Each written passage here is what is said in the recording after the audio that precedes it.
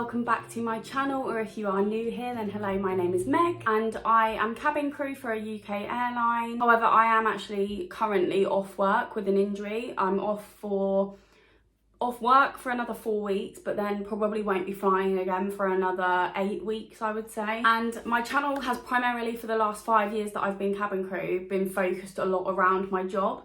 I am kind of stepping away from it now and trying to do a bit more of like homely content and just in general other things. However, I obviously I'm stuck at home at the moment with not a lot to do, and I thought, what could I film that would be interesting for you all to watch? I really wanted to film a little sit down video. Feel like I haven't done one of these for a long time. So I asked ChatGPT what the most common misconceptions are about my job. Now, I've done so many Q&As in the past, and obviously all of my vlogs kind of showcase the realness of the job, but I thought I'll ask anyway, see what kind of questions I get. And I actually feel like it asked me some that I haven't really talked about before. I do also have quite a long video talking about all of the pros and cons of the job, so if you do want to watch that, I will put it up here for you all. But this video is just going to exclusively cover what the misconceptions are about the job, and these are things that I feel like I get asked a lot and a lot of people do think. I'm here to set the record straight. So the first one that it gave me is one that makes me angry, and it's that we are just waiters and waitresses in the sky. Stop saying that. It is incredibly disrespectful. I know that a lot of people probably only think that's what we do because that's primarily what they see us doing, and that's kind of what they get the most benefit out of, I guess. But remember that before you get on an aircraft, the cabin crew have already been on board, sometimes for up to an hour. But we at my airline arrive onto the aircraft at least 40 minutes before passengers are due to board. When we get on board, we then have to complete our safety and security checks. So we check all of our safety equipment is in the correct place and it hasn't been used, isn't faulty. Obviously, we have different parts of the aircraft which are our area of responsibility. It's not up to one of us to just check the whole plane, but we will check all of our safety equipment, and we will also do our security checks. So checking our area of the aircraft, making sure there's nothing there that shouldn't be there. And then once we've completed our checks whilst we're waiting for boarding, and also during boarding, we will be doing pre-boarding and boarding tasks. So dependent on where you're working, you could be,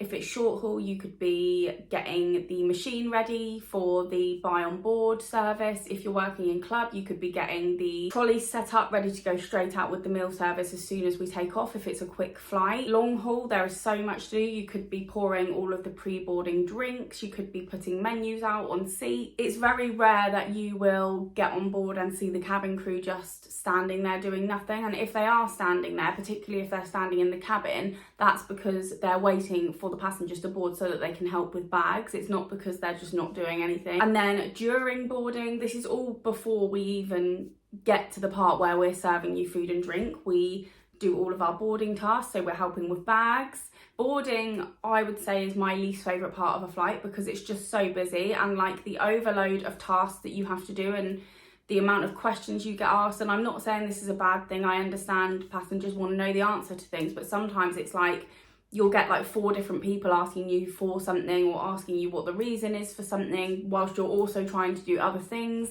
It can be a huge overload of information that is gonna very easily overwhelm you. Also, boarding is when we will give out infant life jackets and infant seat belts to any babies. We will also go and speak with anyone that's required assistance, whether they're partially sighted or hard of hearing. If they've got a hidden disability or a physical disability, we will always go and check on those passengers as well. So we have so much to do during boarding, as well as our normal everyday tasks that we do. Is obviously every single flight that you do, you have different people on board. You're never going to have the same people. So there's always going to be someone that doesn't know something, or someone that asks a question that you haven't had yet, or somebody that asks a question that you've already answered 15 times that day, but this is a new person asking the question. And then even after boarding is complete and the doors close, we're still busy doing things. We're getting the galley ready for the service, but also making sure it's secure, ready to take off. We obviously have to do our safety demo. If it's short haul, we do a physical safety demo. If it's long haul, we just stand and point out the exits and the emergency lights, because our safety demo is a video demonstration. You're collecting in any empty glasses, you are securing the cabin for takeoff. We don't really stop until we sit down for takeoff. Obviously, after we've done the demonstration, we then have to secure the cabin for landing, and we're securing every single person on that aircraft,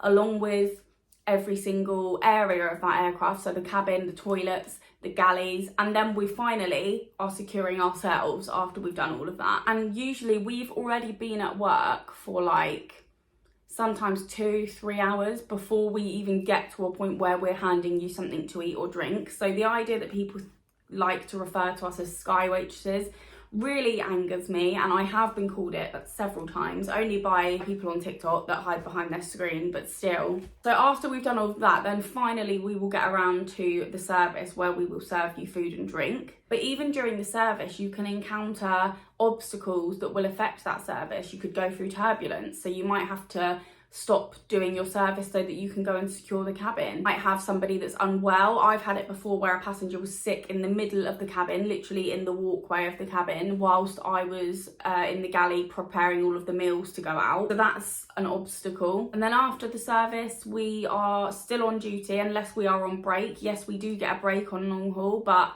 bear in mind that our breaks, dependent on the length of flight, sometimes can be very quick or sometimes they can be a bit longer.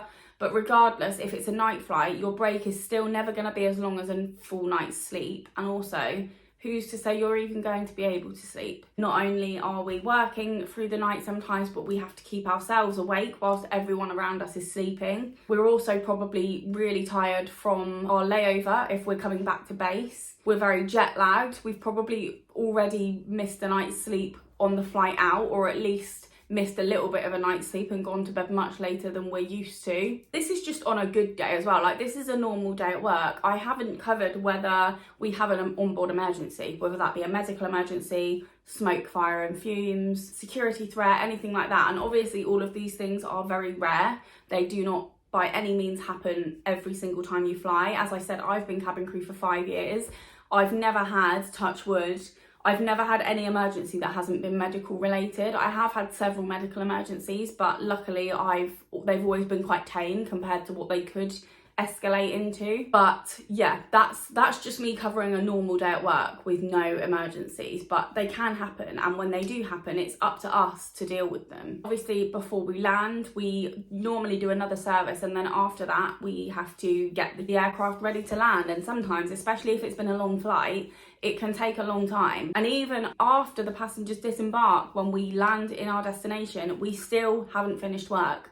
We are checking the aircraft for any lost property, and again, security checking, making sure there's nothing there that shouldn't be. Sometimes, dependent on the destination you land into, you'll have other things to do, like lock the bars or do some paperwork if you haven't done that already. If you are turning the aircraft round on short haul and going straight back to base, then you'll have other things to be setting up. You're basically just doing all of the same tasks you've already done out of base, but doing those again ready to go back. Some airlines, like my old airline, EasyJet, we actually cleaned the plane ourselves during turnaround. We would be doing that after we've just worked a whole flight. I'm lucky that at my airline now we do not clean the aircraft. We do have cleaners, but we do still have responsibilities during turnaround. If it's long haul, we obviously do get off the plane and then we go through the airport and we get on the bus, but I wouldn't say that I truly can sit and relax until I actually get to my hotel. And yes, it's an amazing perk to be able to finish your day's work and be in an exotic country somewhere, or a nice city or whatever, which I will cover in this video, but very often I am exhausted every time I get to my hotel room, wherever I go, even if it's short haul. Sometimes you can have a really long day doing short haul. So yeah, we are not just waitresses in the sky. Serving food and drink is only a tiny part of our job. And when you go through the training to be cabin crew, the customer service side of it is the very last thing that you cover, and probably also the thing that you spend the least amount of time on, because a lot of that, number one, if you've had experience in customer service, a lot of it is common sense, but also I feel like the customer service side of the job you learn on the job. There's no need to kind of sit in a classroom and practice serving a tea or a coffee to someone, because you're going to be doing that a lot when you are actually in the sky. Everything that you go through in cabin crew training is mainly training for emergencies. The customer service side of it is literally a tiny percentage of that training. Sorry, I have gone on a lot with that first question, but it does anger me when people say that and people think it. Anyway, let me move on to the next one. So the next one is, it's a glam job with constant travel and luxury. No, sorry to break it to you all, I do think that there's a massive misconception that cabin crew is a glamorous job. I had that misconception when I wanted to be cabin crew, and I can't lie, a lot of that is probably down to social media. I'm probably guilty of making the job look glamorous. I like to think that in a lot of my vlogs I've kind of shown you all sides of the job rather than just making out like it's this amazing time. I would say Instagram, definitely, people can glamorize it, and there's nothing wrong with that. Like, social media is, I guess, a way of us showcasing the best times of our lives. So I'm not saying that it's a bad thing that people glamorize the job, but I am going to sit here and say that it is not as glamorous as you may think. Starters, as I've mentioned, you will miss nights of sleep. Even when you do short haul sometimes, like if you just work for a short haul airline, you can sometimes be getting up stupidly early, like 2-3 o'clock in the morning to go and do a flight. You'd also be landing really late from a flight, so like landing at 2-3 in the morning and not getting home, dependent on how long your commute is. You could not get home until like 4 or 5 in the morning, and then you've got a disturbed sleep pattern that way as well. It's not just long haul cabin crew that have sleep deprivation. It's much worse with long haul, I would say, having done both. But you do still get it with short haul cabin crew as well. And for me, I wouldn't say having bags under my eyes and yawning constantly is glamorous. Maybe some people think that's glamorous, but to me that isn't what glamorous is. Sometimes we barely get a chance to eat on a flight, and if we do, we eat standing up, sometimes next to a bin. Sometimes people will hand us rubbish as we're eating. Sometimes we're sat on a seat that's attached to a toilet door.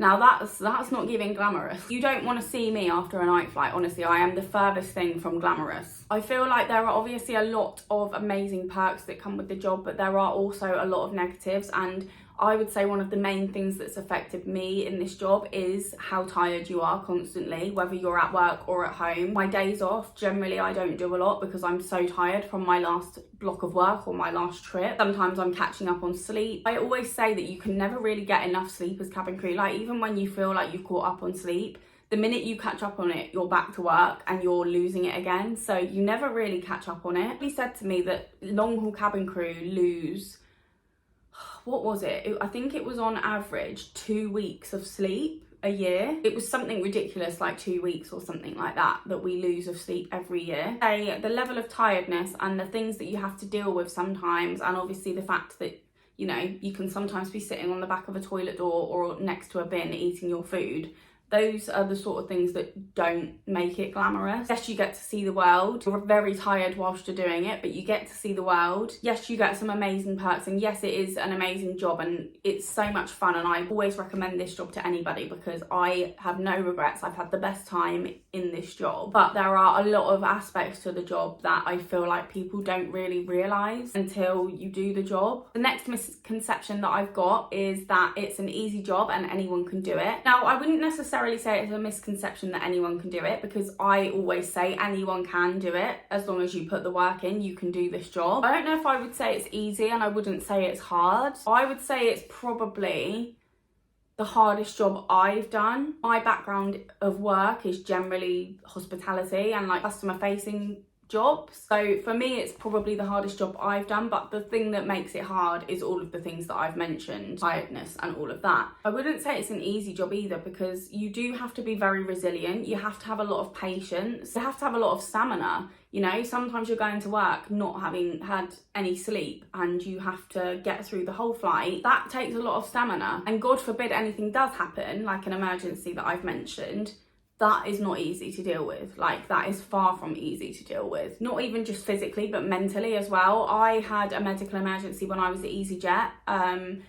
This particular incident happened in March 2022, so it's been over 3 years, and I still vividly remember it like it was yesterday. It stays with you, like you're always going to think about it. It never leaves you, and even after it happened, I don't think I realised how much it had affected me until I actually got home and spent a day off at home actually thinking about what had happened. When things do happen, you obviously just snap straight into your emergency head, like, oh my gosh, this is what's happening, this is how I'm going to deal with it, I need to deal with this, I'm the only person here that can deal with this sort of thing. But then when you actually come away from work and you have a chance to actually reflect on what's happened, it can be quite mentally scarring. So no, I wouldn't say it's easy, but I wouldn't say it's hard, and I would say that anyone can do it as long as you are willing to put the work in.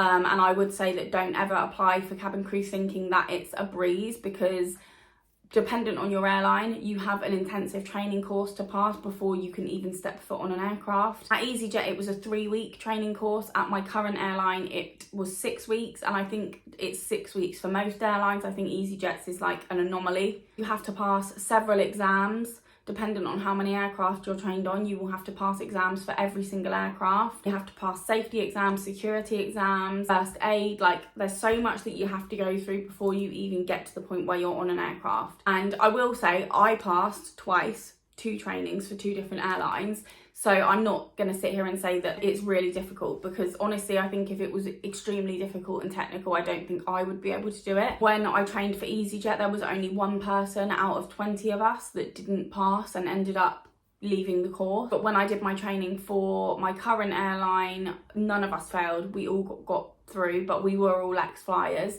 And I have heard of people that have either been knocked back a week because they haven't passed, or been knocked off of courses altogether because they didn't pass. So yeah, I wouldn't say go into it expecting it to be a breeze. It's definitely very mentally challenging, particularly the first week of training when you cover all of the safety. When I did my first week of training for EasyJet, I was basically just watching air crash investigation like the whole time. Every time we covered anything to do with safety, they would show us a clip from an air crash investigation episode, or kind of like any documentary, I guess, where they are talking about an air crash.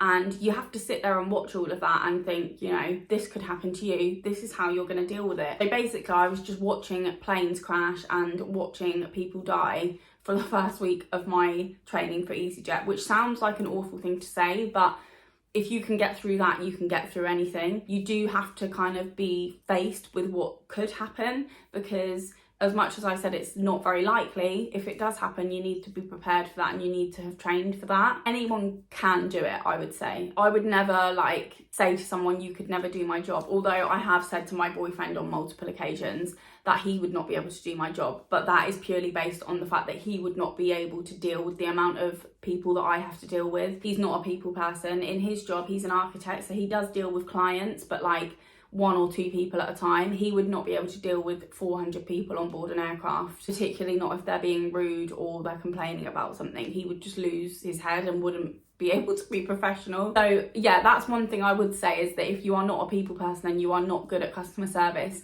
do not become cabin crew, because I've flown with people that definitely should not be in the job, and it doesn't just affect the customers, it affects the crew that work with you as well. I am not the kind of person that will say to someone, stop speaking to people like that, because I just think, who am I to say that to someone? I'm nobody's boss. But I felt like I've had to overcompensate quite a lot in this job when I've been working with someone that just has no patience and is rude to everyone. I've then felt like I have to be even nicer than I normally am to overcompensate for the lack of niceness from my colleague. And there are so many people that should not be in the job, trust me on that one. So it does take a special kind of person. Even if you're not naturally that person, as long as you can put on an act for however many hours you are in the sky, that's all that we ask for at an airline. This next one is an interesting one, and it's that we only work when the seatbelt signs are off. But as I mentioned earlier, we obviously do sit down for takeoff and landing and strap ourselves in, but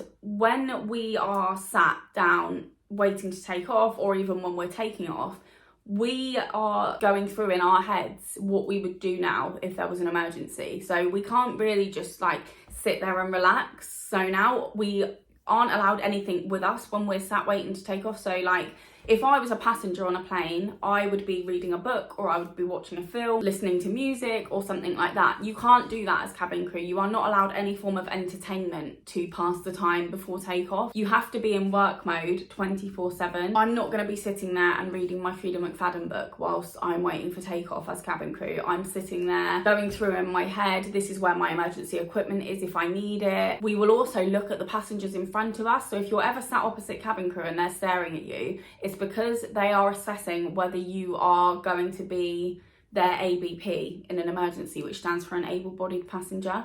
And basically this is what happens if there is ever an emergency. Cabin crew may ask for help from the passengers sat near them, sat near their exit. That's what we're doing. Sometimes we're assessing who our ABPs are, if we need to ask for help. We can't really switch off, because if for whatever reason there is suddenly an emergency, we need to be there ready to jump straight in and deal with that. We can't be like putting our bookmark in our book, or switching off Spotify, or pausing the film that we're watching. We don't switch off. Yes, we might not be physically up and working, but that doesn't mean that we are not working. The cabin crew will very often be up and getting things ready and getting things done before the seatbelt signs actually go off. The pilots can determine whether it is safe enough for crew to move around, but that doesn't mean always that it will be safe for passengers, which is why you'll find that in turbulence a lot of the time, even quite bad turbulence, the cabin crew will still be walking through the cabin, completing any duties that they need to complete, because we are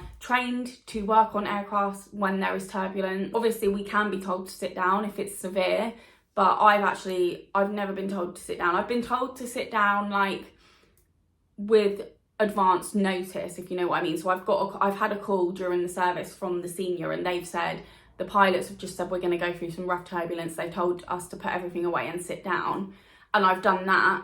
But I've never had it where like the pilots have said sit down immediately and we've had to just sit down wherever we are. We are always working, sometimes mentally, sometimes physically. The next one is a very common one again, and that's that we get to fly for free all of the time. And no, we never get to fly for free. The only time that we're flying for free is when we're working.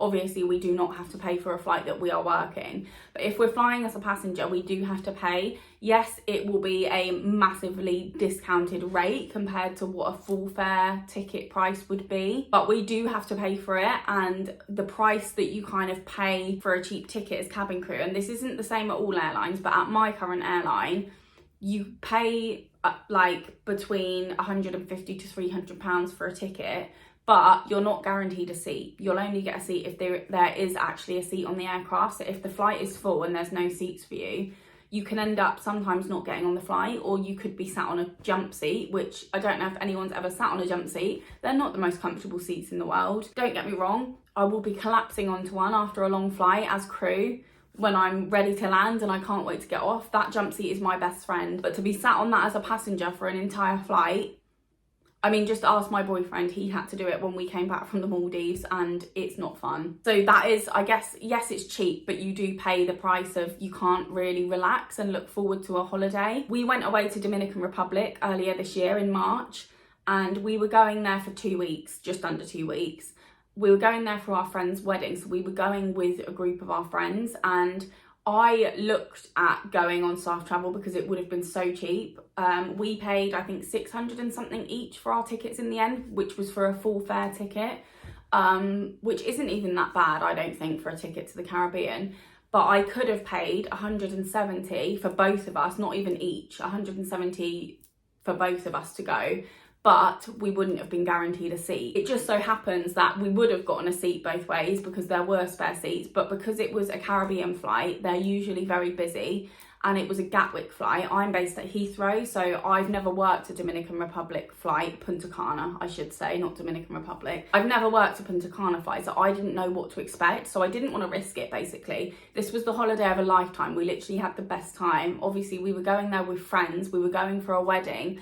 I didn't want to get to the airport with our friends and be the only ones that couldn't check in yet because there's no seats available, if you know what I mean. I wanted to actually be able to look forward to the holiday, and also when you are cabin crew, the novelty of travelling does wear off a little bit, and sometimes you do just want to be able to relax and not be in work mode, because when you're on staff travel, you sort of still feel like you're at work. You don't really feel like you're a passenger. So yeah, we do get some amazing perks, but we never get to fly for completely free of charge. The next one that I got is that we are always cheerful and smile for show. And do you know what? I wouldn't say this is that far from a lie. Like, it's not that we're faking it, but it is sometimes, like I said, we're shattered. Like, I am so tired sometimes, like I can barely string a sentence together, but I do still have to show up for my customers. You know, I have to plant a smile on my face, I have to be cheery, and I have to be helpful. Like, you don't have a choice in that. And so I would say that sometimes we are,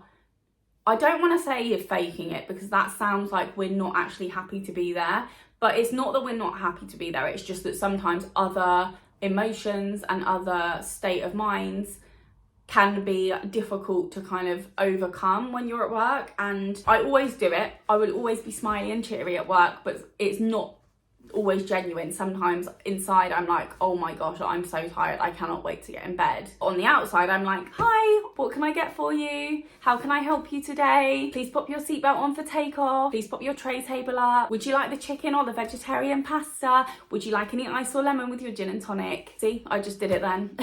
Honestly, most of the time I'm happy to be there. When I go back to work after this injury, I will be so happy to be at work. I'll be so happy to finally be back doing what I am comfortable doing. That's another thing as well, as I think a lot of people forget sometimes that cabin crew are actual, like, real human beings. The amount of times people will get on board and will be like, good morning, and they just look at us and don't say anything. I'm like, that's so rude, for one.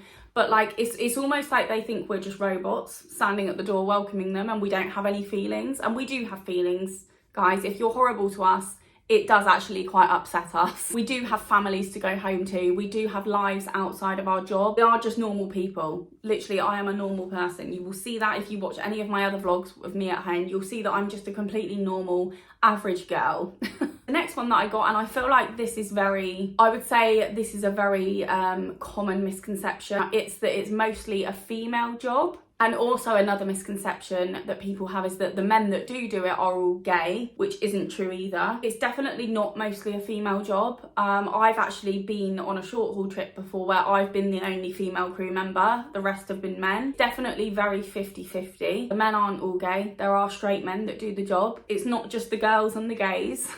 And the final misconception that I've got is that you don't need any education or skills to be cabin crew. And this is not true either. As I said before, you go through a very intense training process before you can step foot on an aircraft. During this process, you will be handling a fire extinguisher. So you'll learn to put out a fire. You learn to administer CPR to somebody that has lost consciousness. You'll also learn how to deal with every single medical emergency you could possibly deal with on an aircraft, and I can't sit here and list them all because I will be here until next week. But you will learn how to deal with every medical emergency. You learn how to deliver a baby if you need to. You will learn how to deal with a hijacking incident or any kind of security threat. Like, there's so much that you go through in that training process, so it's definitely not an unskilled job by any means. You obviously don't need a degree to be cabin crew. And you don't actually need any specific qualifications to travel. A lot of people have the misconception that you have to have a college diploma in travel and tourism or in cabin crew itself, and that actually isn't necessary. You can apply to be cabin crew with no experience of being cabin crew, as long as you have customer service experience. That's all that they look for when they're hiring. I obviously applied for EasyJet, having never been cabin crew and didn't have any travel experience, and I got the job. Obviously, when I applied for my current airline, I had the experience of being cabin crew, but they don't always look for that. So yeah, if you do want to be cabin crew, don't feel like you need to go to college and study travel and tourism or a cabin crew course. It's not necessary. You will learn all of that on the job anyway and in the training. I believe a lot of airlines do look for GCSEs in English and maths. We have to use basic maths every day, obviously timekeeping, making sure you're on time for your briefing, knowing when you're taking off, how long you've got to do any task that you need to do before takeoff, flight times, your break times, like everything. We do basic maths every day, and obviously English every day. It used to actually be a requirement that you had to speak more than one language if you wanted to become cabin crew. This was way before my time. So a lot of older crew that have been at the airline for like longer than I've been alive all speak more than one language, and I definitely would not consider that having no skills. I think it's an amazing skill to be able to speak more than one language, and it does come in handy as well when you're on a flight to Spain and there's a passenger that's Spanish and doesn't speak any English. If you've got a Spanish speaking crew member, that's helpful. But you don't need a degree, you don't need any college diplomas or anything like that. You just need to have some customer service experience and some basic GCSEs. So yeah, you don't need much, I would say, is true, but it's definitely not a skillless job. There is a lot that you learn in this job that you wouldn't learn in a normal job. So that concludes all of ChatGPT's common misconceptions about cabin crew. If you do have any more that I've not covered in this video, do leave them in the comments below and I'll answer them for you. But I hope you guys have enjoyed this. I hope it's been insightful. It's been nice to film a little sit down video again. If you did want to watch my video about the pros and cons of cabin crew, I will also put it on screen screen now so that you can give it a watch if you want to. Thank you all so much for watching. If you did enjoy the video, please give it a big thumbs up and subscribe to my channel if you don't want to miss future videos, and I will see you in my next one. Bye!